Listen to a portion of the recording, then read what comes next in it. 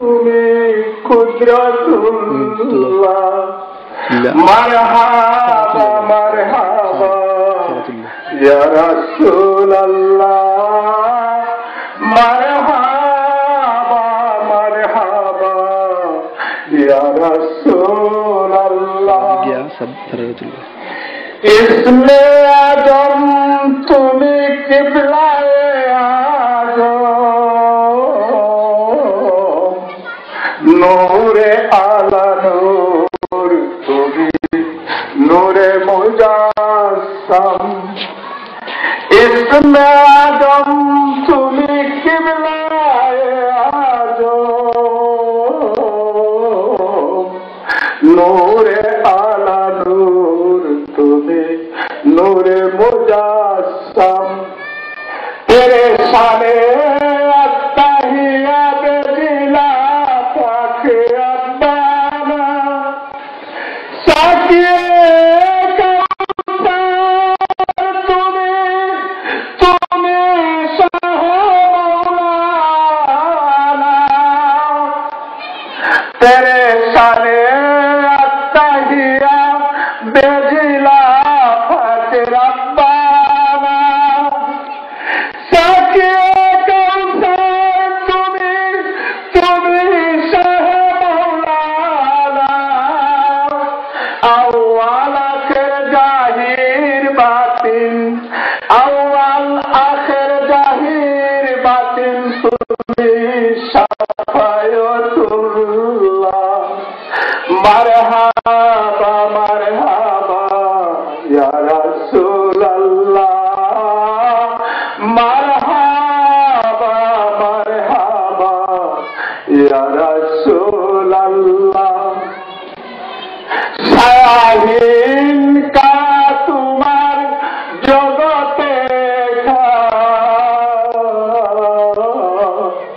শাহীন কা একা জগতে তোমার আহাদে আহমদ তুমি সাইয়াদে মুক্তার তেরে শানে সাইয়াদে আখতার রূহে কিবরিয়া তুমি তুমি কুদরতুল্লাহ শাহীন কায়ে কা জগতে তোমার আহাদে আহমদ তুমি সাইয়াদে মুক্তার সাকরাতে তুমি সহায় ইয়া রাসূলুল্লাহ ইয়া রাসূলুল্লাহ ইয়া রাসূলুল্লাহ সাকরাতে তুমি সহায় সাকরাতে তুমি সহায় ইয়া রাসূলুল্লাহ ইয়া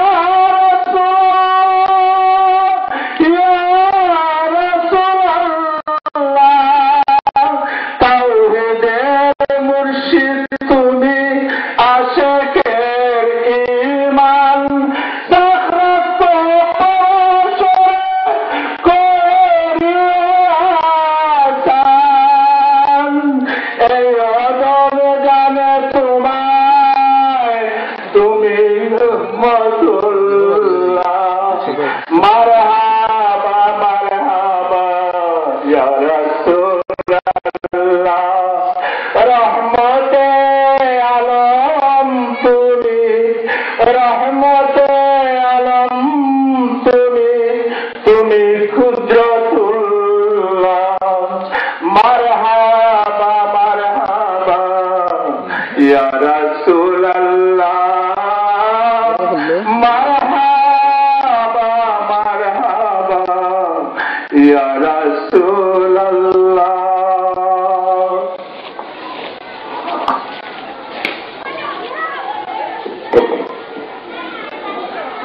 সকল চিন্তা যায়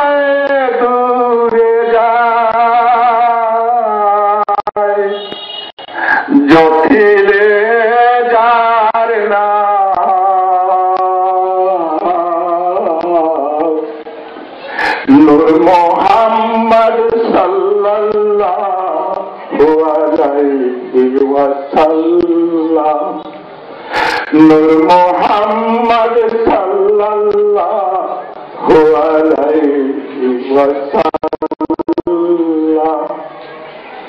পাপীদের তরে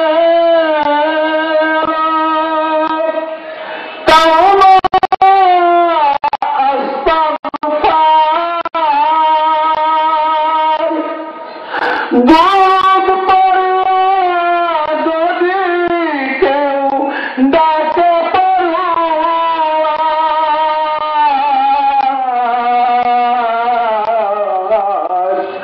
পাপীদের করে তাওবা আস্তাগফার, দুধ পরে যদি কেউ ডাকে পানি হয়ে যায় তার পাপের পাহাড়, পানি হয়ে যায় তার পাপের পাহাড়, নামের খোদা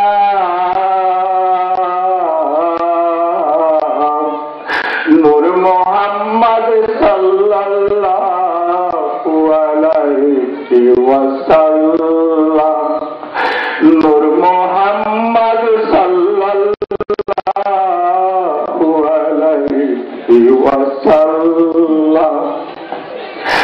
মানুষ রূপে এসেছিলেন ধরায়, কেসে মানুষ লাউলাকে ছিল যার কুদরতি ফানুষ, ফানা পিসা ফানা হে রাসূল, ফানা পিসা ফানা হে রাসূল, বুঝবে তামাম।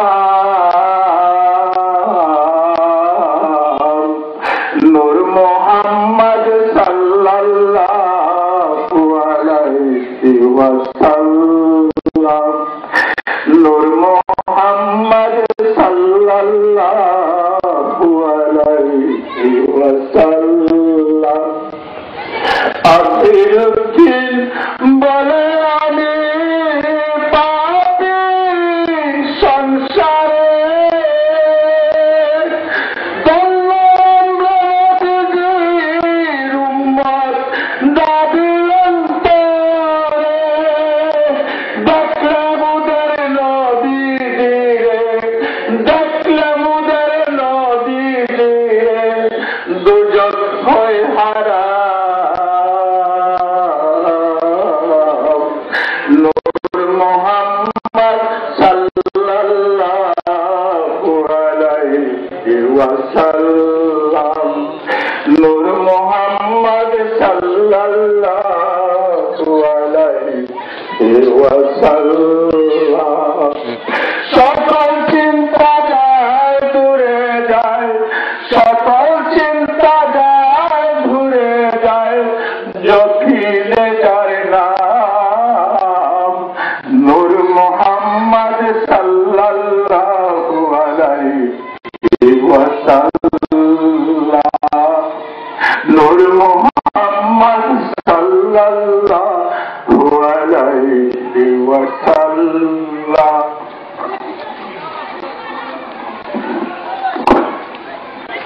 আমরা আমাদের মাগরিবের বাদ আমাদের যে ফজল বক্ত আসুন কেন আমরা এই সময় আমাদের ঈদ মিলাদুন্নবী উপলক্ষে যে আমরা ওয়াজ মাহফিলের ব্যবস্থা করছি, এই ওয়াজ শুরু হইব এবং আপনারা আমরা ইরাদা করছি যে অন্তত রাত্রে 12টা পর্যন্ত আমাদের এই মাহফিল চলব এবং এরপর 12টার পরে আমাদের যে চিরাচরিত মাহফিল হয়ে থাকে আমরা সিলসিলা অনুযায়ী এবং আমাদের দরবার শরীফের যে নিয়ম নীতি আছে সেই মতো আমরা করি।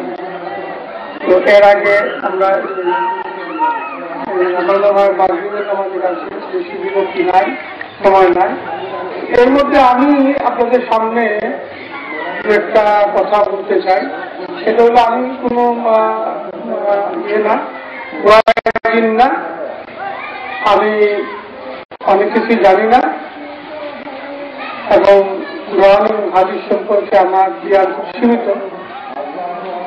আপনাদের এই সম্পর্কে বলা আমার এমন সারে না, তবুও আমার ইয়ে অনুযায়ী, আমার দায়িত্ব অনুযায়ী আমি কিছু বলতে চাই। বিশেষ করে আমাদের যে তরিকা আছে, তরিকা সম্পর্কে আমি যে একটা কথা বলতে চাই এবং যারা আমার ভাইয়েরা আছেন, আমি বিভিন্ন জায়গায় বিভিন্ন সময় একই কথা আমি সবসময় বলি।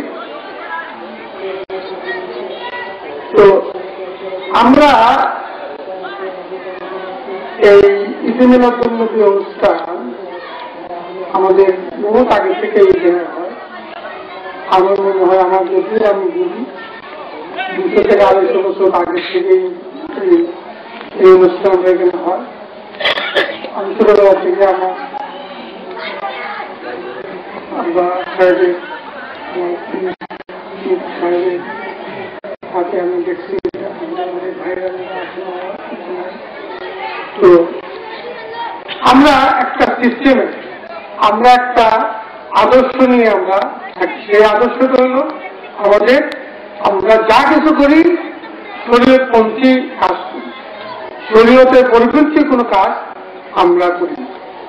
তবে আমাদের মধ্যে কিছু ভুল ত্রুটি আছে, আমরা চেষ্টা করবো যে আমাদের ভুল ত্রুটিগুলি কি এটা বোঝার জন্য এবং ভবিষ্যতে এইসব ভুল ত্রুটি থেকে আমরা নিজেদেরকে শুধরাবার চেষ্টা করব। এটা আমাদের সকলের কাছে অনুরোধ।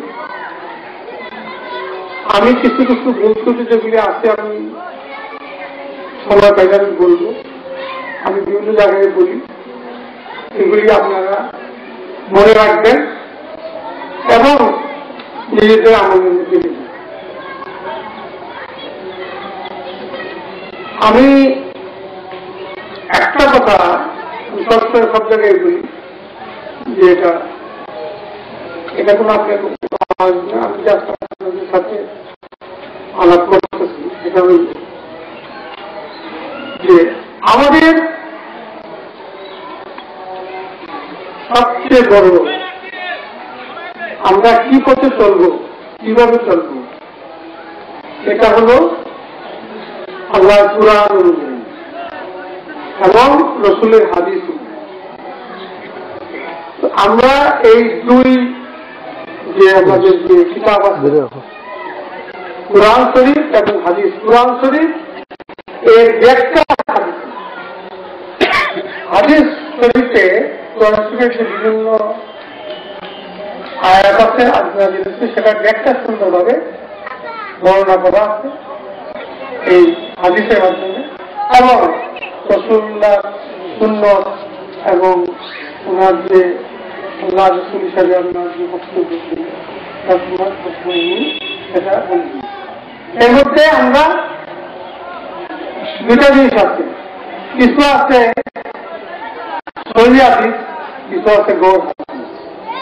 আমি মাঝে মাঝে অনেক জায়গায় আমরা কিছু অতিরিক্ত কথাবার্তা শুনি। যেমন গত জুম্মার সময় আমার গ্রামেরই ইমাম সাহেব, আমি বিস্তারিত বলতে চাই না, উনি যে হাদিস কথা বলছেন আমি আমার এই হাদিসের সম্পর্কে আমি যথেষ্ট সন্দেহ। তো আমি এটা বিস্তারিত কিছু বলতে চাই না। তো আমি জানি যে বুখারী শরীফের যে হাদিস আছে সেই হাদিসগুলি আমরা ইয়ে করি, আর কুরআন শরীফের যে কথা আছে সেই মতো আমরা শুনি। এর বাইরে তোমার কোনো উপায় নেই। আমি যতই অনেকে আবার ভারতের কথা বলছি, ভারতের কথা এটা যে আপনি দুই লোককে বাজায় ভারতে গান করবেন আর এ পর্যা করবেন, মেলা করবেন, এগুলো ইসলাম করে শুনছে, এর ইসলামের কোন জায়গায় না। যদিও ওনারা বিভিন্ন সময় দাবি করে তাদের। আর আমাদের যে তরিকা মতো যে কাজ এখানে মানুষের আকর্ষণ কম। আমি কালকে যখন রাত্রে 10টার সময় মিরপুরে নামি গাড়ির থেকে দেখলাম যে এখানে মেলা হতেছে, উরুষ হইতেছে, উরুষ, ওখানে বাজনা করতেছে, প্রচুর মানুষ। আর আমরা এখানে গতকালকে মাইক দিয়া আওয়াজ হয়েছে, দাওয়াত দেওয়া হয়েছে, মসজিদে বলা হয়েছে, গ্রামে দাওয়াত দেওয়া হয়েছে, কিন্তু আমাদের এখানে উপস্থিতি নগরী, কারণ এখানে গান বাজনা নাই, এখানে আমি কে নাই, এখানে আল্লাহর কোরআনের কথা আছে, আল্লাহর কথা আছে, আল্লাহ রসুলের কথা। তো আমাদের এই বিভিন্ন দুর্নীতি উপলক্ষে যাতে আমরা রসুলের সুন্নত পালন করতে পারি ঠিক মতো এবং কোরআনের হুকুম পালন করতে পারি, এটি আমাদের আসল বক্তব্য এবং আসল আমাদের ইরাদা, আমাদের লক্ষ্য। তো এটা আপনারা সবসময় খেয়াল রাখবেন। এখন কোরআন এবং হাদিস সম্পর্কে জানার জন্য আপনারা যারা যারা বুজুর্গের জীব আছেন, যারা যারা এই বইয়ের পারদর্শী বা এই ব্যাপারে জানুন, তারা কাছে দেখছেন, তারা কথা শুনছেন, এই জন্যই বাজনা থেকে দরকার। নারে তাকবীর, নারে তাকবীর, আল্লাহু আকবার, ঈদে মিলাদুন নবী জিন্দাবাদ, ঈদে মিলাদুন নবী জিন্দাবাদ। তো আমি সবসময় একটা কথা বলি, বিসমিল্লাহির রহমানির রহিম, কোরআনের আয়াত আছে এটা, ইল্লা লিয়াবুদু ওয়ালিদাইনি ইহসানা। এই আয়াতটা প্রস্তুত আয়াত, সবাই জানে, অনেকেই জানে, অনেকে আমরা ওয়াজের মধ্যে শুনি, কিন্তু আমরা ওয়াজে একদিকে শুনি আরেকদিকে বাড়ি না, আমরা আমলে এটা না। ইল্লা লিয়াবুদু মানে রসুলের বলতে আল্লাহ বলছেন যে তুমি আল্লাহ আমার ইবাদত করো, তুমি আমার ইবাদত করো, এবং পরবর্তী বলে বলা আছে তুমি মা বাপের মা পাতা পিতার সেবা করো। আমরা কিন্তু এই জিনিসটা ভুলে যাই, আমরা অবশ্যই বা এইটা ছেড়ে আমরা বিভিন্ন জায়গায় দৌড়াই, অমুক জায়গায় দোয়া নিবার লেগে যায়, অমুক জায়গায় দোয়া নিবার লেগে যায়। আমার ঘরে দোয়া আছে, আমরা এটা দিকে খেয়াল করি না। আমরা মা বাপে অনেক আছে, আমি জানি অনেক নাফরমান লোকজন আছে। আমি সেখানে নর্থ বেঙ্গলে তার মারে সে বুঝামূলক রাস্তা ফলাই দিয়ে গেছে, এরকম নালায়ক বন্ধ আছে আমাদের মাঝে। আবার অসুস্থ মারে কাঁদে নিয়ে ঘুরে এক বিধর্মী লোক, এদেরও নজির আছে। সুতরাং আমরা যদি কোরআনের কথা মানি, কোরআনের কথা মানি যদি আমরা, তাইলে এই জিনিসটা আমাদের মনে রাখছি। তো আমি এটা বারবার বলি, এখনো বলি যে যারা মা বাপ বেঁচে আসুন, তাদের জন্য কোনোভাবে কষ্ট না দিয়ে সবসময় মা বাপের জন্য সেবা করি। এখানে এরকম বহুত রকম হাদিস রয়েছে এবং কোরআনের আমি যেটা বললাম যাদের বলা আছে, আমরা কিন্তু এইসব বাস্তব হয় আমি জানি এইসব বাস্তব হয় না। আমরা বিভিন্ন কিচ্ছা বলি, আমরা চোখের জলে আপনার নোয়া উঠছে আমরা চোখের জলে আমরা বুক ভাসে যায়, ওরা আবার গিয়ে সব ভুলে যায়, আমরা প্রতি হয় না। আমরা এই জিনিসটা আমাদের নাই। আমরা আমাদের মা বাবার জন্য কিভাবে দোয়া করতে হইব সেটাও বলা আছে কোরআন। রাব্বিল হামহুমা কামা রাব্বায়ানি সগীরা। যেসব মা বাপ মারা গেছে তাদের লেগে আমি সবাইকে অনুরোধ করবো, আমাদের যারা পরিবার আছে, যারা মা বাপ নাই, তারা যেন নামাজের পরে এই দোয়াটা সক্ষম করে, প্রত্যেক নামাজের পরে। আমার কাছে অনেকে তসবিহ চায়, আমি কি তসবিহ পড়বো আমি বলে দিলাম, এই তসবিহ পড়বে, রাব্বিল হামহুমা কামা রাব্বায়ানি সগীরা। মা বাবের এটা অর্থ হইল, আল্লাহ তুমি যেমন করে লালন পালন করছো, আমাদের মা বাপ যেমন লালন পালন করছিলাম তুমিও তাদের সেই নজরে তুমি দেখো। এটা কত বড় কথা। তো আমি তারা বলি না, আপনার যারা বুজুর্গারা জিজ্ঞাসুন, আপনি খ্রিস্টান আসুন, আপনার শিক্ষক আসুন, আপনি মুরব্বী আসুন, তার কাছে যেতেন মানা করে না। কিন্তু আপনার বড় পীর হইল আপনার বাবা, আপনার মা, তাদের কথা আগে শুনুন, তাদেরকে দেখাশোনা করুন আগে, তারপর আপনার খ্রিস্টানের কাছে যান। আসল দোয়া কিন্তু এখানে ভুলে যায়, এই কথা আমরা ভুলে যাই। আমরা বিভিন্ন জায়গায় দৌড়াদৌড়ি করি, আসল কিন্তু এটা। আপনারা এই হাদিস জানি না যে এক সাহাবী হযরতকে জিজ্ঞাসা যে আমার সবচেয়ে আপন হচ্ছে এরকম কথাটা আর কি আমি বুঝে বলতে পারছি না। আমাদের মুক্তি হাদিসটা আপনার সুন্দর করবো। তো আমি যেটা যতটুকু আমি আমাকে তখন রাসূলুল্লাহ বলছেন যে তোমার মা। তো হুজুর ঠিক আছে, এরপরে কে? তোমার মা। তারপর আবার বলছেন যে এরপরে কে? তোমার মা। তিনবার মা বলছেন। তারপরে সাহাবী বলছেন যে তারপরে কে হুজুর? তখন রাসূলুল্লাহ বলছেন যে তোমার বাবা। এই কথা থেকে, এই হাদিস থেকে আপনারা একটি বুঝতে পারেন না যে আপনার মা আপনার জন্য কত বড়। আর সংসারে আপনারা বহুত লাভ শুনছে, বহুত কিছু শুনছে, মার যে কষ্ট আপনারা কি এটা বুঝেন? এটাকে বুঝেন যে আপনাকে জন্ম দিতে গিয়া, হ্যাঁ, 9 মাস যে গর্ভধারণ করার পরে কি কষ্ট ওনাদের করতে হয়, এবং ছোটবেলার থেকে কিভাবে লালন পালন করেন আপনারা, আপনি না খেয়ে আপনারা খাওয়ায়, না আপনার হ্যাঁ। তো এইটা আমাদের খেয়াল রাখছি। এটা কিন্তু আমাদের প্রধান বয়াজিন উনি আমাদের এখানে তফসিল আনছেন। তো আমরা মাগরিবের পরে আমরা এই হবে। তো আমি যেটা বলতেছিলাম, তো এই জিনিসটা আমাদের নারে তাকবীর, আল্লাহু আকবার, এই জিনিসটা আমাদের আল্লাহু আকবার, নারে রিসালাত, ইয়া রাসূলুল্লাহ, নারে রিসালাত, নারে বেলায়াত, আল্লাহ। পবিত্র ঈদে মিলাদুন নবী সাল্লাল্লাহু আলাইহি ওয়াসাল্লাম।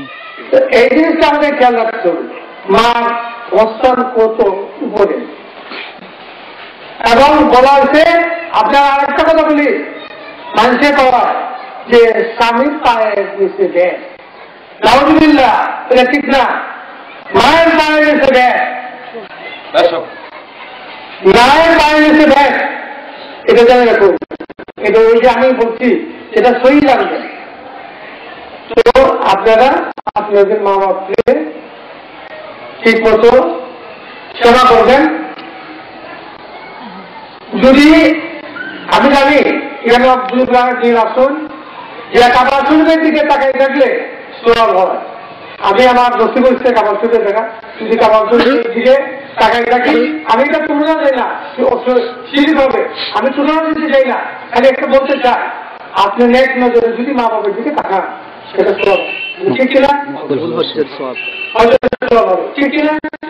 ঠিক। তাহলে কি জিনিস কারণ শরীফ আর জিনিস মা বাবার দিকে আমরা নেক নজর দিবে, তো এটা আমরা বুঝি না। আমরা কিন্তু অনেকে মা বাবার সাথে খারাপ ব্যবহার করি, তাদেরকে ভালোভাবে ইয়ে করি না। তো আমি আমার অনুরোধ, আমার যারা এই সিলসিলা যারা আছে, এই জগৎ যারা আছেন, তারা এই জিনিসটা খেয়াল করবেন। তারপর আরেকটা জিনিস আমি বলি যে আমরা গুরুত্ব বুঝি না, আমাদেরকে একটা করে একটা গুরুত্ব বুঝতে হবে। কিরকম গুরুত্ব? ফরজের গুরুত্ব, ওয়াজিবের গুরুত্ব, সুন্নতের গুরুত্ব, মুস্তাহাবের গুরুত্ব, নফলের গুরুত্ব, এই গুরুত্ব অনুযায়ী বুঝতে হবে। এখন আমি জানি, আমি এটা কোনো সমালোচনা না, এটা কোনো আমি আমার হুঁশিয়ার হওয়ার জন্য বলতেছি। আমার যারা সিলসিলাত আসুন, আমরা যারা এই যে পন্থী আছি, কারণে আমি বলতেছি যে কোরআন শরীফে আছে, আমার মনে হয় ৮০ বার না ৮২ বার আর সালাতের কথা বলা আছে ৮২ বার। আমরা অনেকে নামাজ আমরা গাফিলতি করে পড়ি না। আমরা যদি নামাজ না পড়ি তাহলে তো আমরা মুসলমানই না। আমাদের প্রথম হচ্ছে ইমান যদি আমাদের থাকে, আমরা যদি আল্লাহ বিশ্বাস করি, তার সাথে সাথে আমাদের নামাজ পড়তে হবে, নামাজ কায়েম করতে হবে। নামাজ পড়ার কথা বলা হয়, নামাজ কায়েম করার কথা, এবং রোজার কথা বলা হচ্ছে, হজের কথা বলা হচ্ছে, জাকাতের কথা বলা হচ্ছে। কিন্তু তিনটা সম্ভব করছে, ঈমান, কলেমা, নামাজ, রোজা, তারপরে জাকাত, হজ, এটা বিভিন্ন রূপের সময়। তো আমি যেটা বলতে চাই যে আমাদের অনুসারী যারা, আমাদের অনুসারী না, আমাদের সিলসিলা অনুসারী যারা, তাদেরকে আমি বলবো যে কেউ নামাজ তরফ করবেন না, কেউ নামাজ তরফ করবেন না। আমি বারবার বলছি, এটা কোনো মাপ নাই। আমি সবসময় এটা বলি যে মাহফিল করলাম, সারা জিগির মারলাম, জিগির মাইরা ওই ফজর না এই জিগির কোনো কাজ নেই না। তো আমি সাবধান, আমি এটা বলে দিলাম যে আপনারা নামাজ এবং রোজা এবং কলমা যদি না থাকে এবং এটা আগে, তারপরে আপনি সুফিজম বলেন, তাসাউফ বলেন, এগুলি পরের ব্যাপার। আপনি তো না, আপনি কিসের চাপ তাসাউফ আপনার জন্য। আচ্ছা ঠিক আছে। আর একটা জিনিস বললি যে আপনারা কোন সময় শিরিক করবেন না। এখানে অনেক এই আশেপাশে বিভিন্ন সময় বিভিন্ন জায়গায় দেখবেন অনুষ্ঠান কি হয়, শিরিক, অনেক শিরিক। কোনটা শিরিক, কোনটা কিনা আপনারা এটা আলেম থেকে জেনে নেবেন। আল্লাহর সাথে শরীক করার নাম শিরিক, শিলাবতা। এবং আপনারা কারোর কাছে ডাইরেক্ট কিছু চাওয়ার নাই, কেউ আপনার দেওয়া সম্ভব না। এক কথা, আপনারা মাজারে আসবে মাজার জিয়ারত করার জন্য, কিন্তু তার জন্য মাজার না। আজকে থেকে আপনারা বুঝে যান, চাইলে আল্লাহর কাছে জিয়ারত করবেন। কেন জিয়ারত করবেন? যেটা আপনি মৃত্যুর কথা মনে হবে, হাদিস হয়ে গেছে না, যে আপনি যদি কবর জিয়ারত করেন, রাসূলুল্লাহ কবর জিয়ারত করছেন, এই করছেন, এটা আপনি মরণের কথা গ্রহণ করেন। তো এই জন্য হ্যাঁ, আউলিয়া জবাইজি যান, ওখানে যান, এ আল্লাহ আউলিয়া ছিলেন, আল্লাহ আপনাকে কিন্তু দোয়াটা আল্লাহ কাছে, আল্লাহ কথা বলবেন। আর কেউ এই জগতে আর কেউ আপনার কিছু করার নাই। তো এই জিনিসগুলো আপনার খেয়াল করবেন। তারপরে আমাদের যারা মা বোন আছে তাদেরকে পর্যাপ্ত শিলা রাখতে হবে। এই জিনিস আমাদের সিলসিলাতে এই জিনিসগুলি সাংঘাতিকভাবে আমরা পালন করি। আমরা ভবিষ্যতে আরো যাতে খেয়াল করলে আমাদের যারা পরিবার পরিজন আছে তাদেরকে আমরা পর্যাপ্ত চলতে। এবং যারা আমাদের, আপনারা যদি বাড়িতে নামাজ করে আপনাদের দেখা দিকে আপনি ছেলে করেন, আপনি বলেন আপনার ছেলে করেন, হ্যাঁ, আপনি যদি ভালোভাবে চলেন আপনার আপনার ভালো হবে, আপনি ছেলেও ভালো হবে, আপনার পরিবারও ভালো হবে। আপনার পরিবার যদি ভালো হয়, অনেক সময় দেখবেন যে আপনিও নামাজ আসবে, আল্লাহর প্রতি আসবে। তো এই ছোট ছোট জিনিসগুলি আপনারা তোমরা এটা বলে আমাদের ইয়েতে, আমাদের এই যে আমি বললাম ফরজ আগে, তারপরে ওয়াজিবের পরে সুন্নতের পরে আমি মিলাদ আমরা বহুত আগে থেকে পড়তেছি, আমি মিলাদ পড়বো, কিন্তু মিলাদ যদি আমি না পড়ি আমার কোনো নাই, কিন্তু নামাজ আপনার গুণা আছে, ওয়াজিব তরফ করলে আমার গুণা আছে, সুন্নত তরফ করলে কিছু কিছু সুন্নত আছে যেগুলি তরফ করলে আমার গুণা। কিন্তু এটা বুঝতে হবে, পার্থক্য করতে। আমি